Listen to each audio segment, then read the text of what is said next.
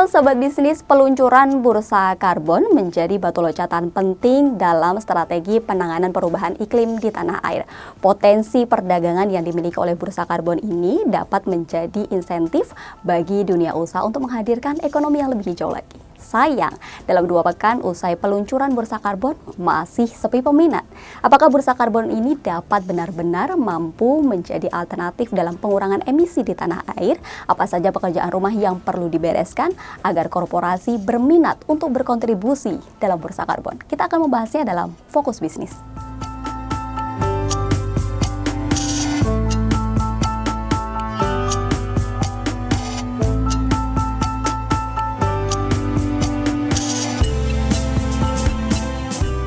Seperti biasanya kita akan membahasnya bersama redaksi Bisnis Indonesia dan kali ini telah hadir Mas Akhirul Anwar. Apa kabar Mas?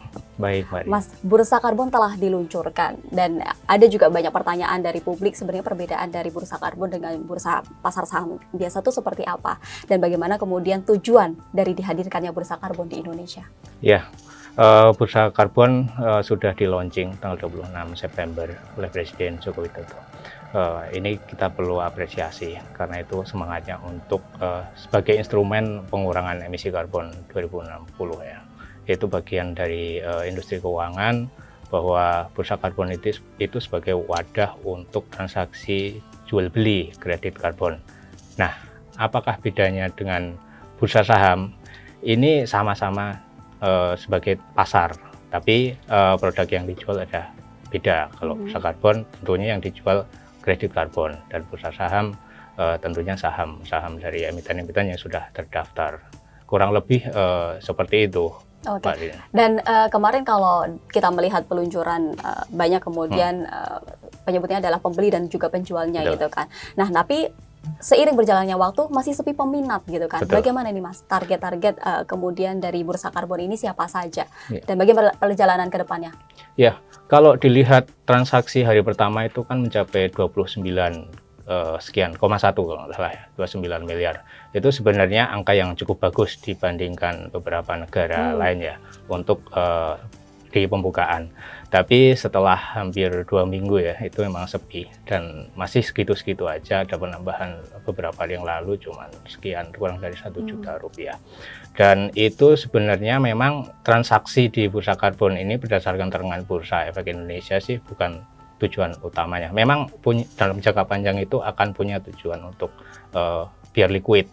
Tapi untuk awal-awal ini sementara pemahaman kepada masyarakat dalam arti korporasi yang akan terlibat itu jauh lebih penting karena memang ini masih awam ya, masih banyak yang belum tahu tentang bursa karbon ini. Respon dari OJK maupun BEI sendiri terkait soal sepinya perdagangan bursa karbon seperti apa sih? Ya itu maklum ya, karena memang bursa karbon ini sifatnya sukarela ya, nggak ada mandatori. Jadi perusahaan-perusahaan yang akan ikut dalam transaksi itu pun sejauh ini Bursa Efek itu mendapatkan banyak pertanyaan terkait hal teknis, terkait dengan apa sih yang dijual, apakah apa yang dibeli, mungkin persyaratan yang menjadi hambatan saat ini masih didiskusikan dengan Bursa Efek Indonesia. Jadi karena ada pembeda dengan bursa saham gitu kan, berkaitan soal syarat, sertifikasi dan lain sebagainya gitu. Mungkin juga masih menjadi kendala sepinya adanya bursa karbon ini dan tentu juga saat ini ya, mungkin saat yang tepat untuk kemudian melakukan sosialisasi. Tapi tadi Mas Anwar sempat menyinggung berkaitan soal negara-negara lain yang sudah melaksanakan bursa karbon sendiri. Kalau di sana perkembangannya seperti apa sih Mas? Ya, untuk di negara lain berdasarkan data itu memang di Korea Selatan ya, itu paling aktif untuk transaksi kredit karbon ya. Tapi di sana pun untuk kontribusinya juga masih sangat kecil dibandingkan dengan bursa saham. Artinya memang bursa karbon ini ada, tapi untuk liquid dilihat dari transaksi yang banyak, terus transaksi jual beli yang dengan volume yang besar itu mungkin masih jauh. Karena semangatnya memang bursa karbon itu untuk transaksi kredit karbon untuk pengurangan emisi. Jadi semangatnya untuk pengurangan emisi gas rumah kaca itu. Tentu juga menunggu dari korporasi-korporasi yang mungkin sudah Ya, menyiapkan untuk kemudian turut berkontribusi Betul, gitu ya betul. masih di dalam bursa karbon. Tapi berkaitan soal potensi sendiri, Pak Presiden Jokowi menyatakan bahwa potensi dari perdagangan bursa karbon ini cukup besar. Betul. Nah, minat dari korporasi-korporasi sendiri sejauh ini seperti apa? Terutama untuk BUMN ya, BUMN yang bergerak dalam bidang energi, tambang maupun listrik, itu saat ini menyatakan minatnya. Tapi sekali lagi itu mereka masih mempelajari terkait dengan hal-hal teknis, persyaratan, dan apa yang harus dilakukan ketika nanti menjadi pelaku di bursa karbon itu. Sejauh ini kan memang dalam data di IDX Karbon itu baru Pertamina Renewable Energy satu itu ya. Satu-satunya perusahaan ya? Satu-satu perusahaan, dan pembelinya 15. Artinya masih menunggu korporasi lain, terutama BUMN menyatakan minatnya, BUMN energi. Ada yang mungkin dari bisnis Indonesia juga menyatakan ada BNI, kemudian juga ada PLN yang sudah betul. menyiapkan untuk bergabung di bursa karbon ini ya Mas ya? Ya betul, BNI salah satu mungkin mereka jadi pembeli kredit karbon ya, PLN juga siap-siap sepertinya. Oke, lah Mas langsung berkaitan soal roadmap sendiri. Pemerintah juga saat ini sudah merancang aturan-aturan turunan dari bursa karbon yang telah diluncurkan saat ini.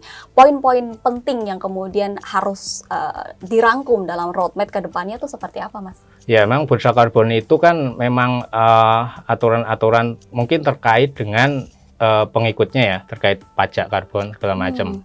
Pajak karbon itu sebenarnya saling berkaitan ya. Cuman pajak karbon masih jauh. Informasi yang kami terima sih itu masih tahun 2025, artinya 25 Masih tahun. 2 tahun untuk persiapan gitu ya? Ya, itu masih ada kaitannya, tapi semangatnya sama untuk mengurangi emisi. Nah, nanti akan seperti apa, apakah ini berkaitan apa enggak, itu ya kita tunggu lagi nanti akan seperti apa.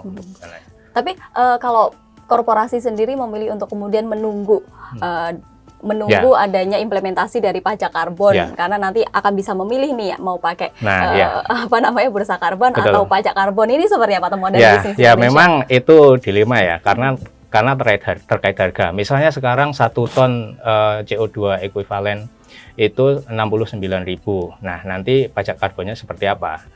Misalnya 30.000, artinya akan milih yang murah kan kalau misalnya pajak karbon itu diterapkan. Artinya ketika perusahaan itu mengeluarkan emisi sekian ton, nah dengan dijual kita beli kredit karbon di bursa sekian, harga 69.000 atau 30.000 dengan pajak karbon, itu akan jadi pilihan masing-masing. Tapi kan itu masih berkembang. Untuk pajak karbon implementasinya juga masih menunggu regulasi dari Kementerian Keuangan. Oke, Presiden Joko Widodo menyatakan bahwa mengajak seluruh korporasi untuk terlibat, apalagi korporasi-korporasi yang mungkin bisa dibilang lebih banyak menghasilkan emisi dalam kinerja perusahaannya. Seperti itu. Nah, langkah-langkah atau syarat-persyaratan untuk kemudian masuk ke bursa karbon ini kan juga mungkin cukup banyak juga ya persyaratan-persyaratan lainnya gitu kan.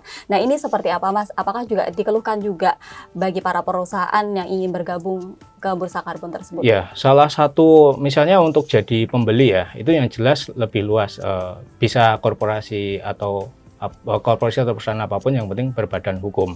Tapi dari sisi akuntansi itu menjadi persoalan, mungkin terkait perhitungan akuntansi, mungkin ada prosedur-prosedur akuntansi yang dikeluhkan oleh perusahaan. Nah, itu yang sedang didiskusikan dengan Bursa Efek. Nah, kendala-kendala itulah yang sedang didiskusikan bersama biar sama-sama saling enak untuk masuk bursa karbon. Tentu tanggung jawab bersama ya Mas untuk menghadirkan penurunan emisi di Indonesia dan juga menghadirkan net zero emission ke depannya, tidak hanya bagi korporasi saja tapi juga perusahaan-perusahaan lainnya maupun perusahaan swasta dan juga individu-individu di Indonesia untuk menghadirkan net zero emission bersama-sama. Terima kasih Mas Anwar atas pemaparannya dan ulasan kami tadi telah hadir di Bisnis Indonesia yang terbit setiap hari Senin yang mengulas beragam informasi bisnis dan juga ekonomi secara mendalam. Sobat bisnis, jangan lupa untuk berlangganan e-papernya. Sampai jumpa.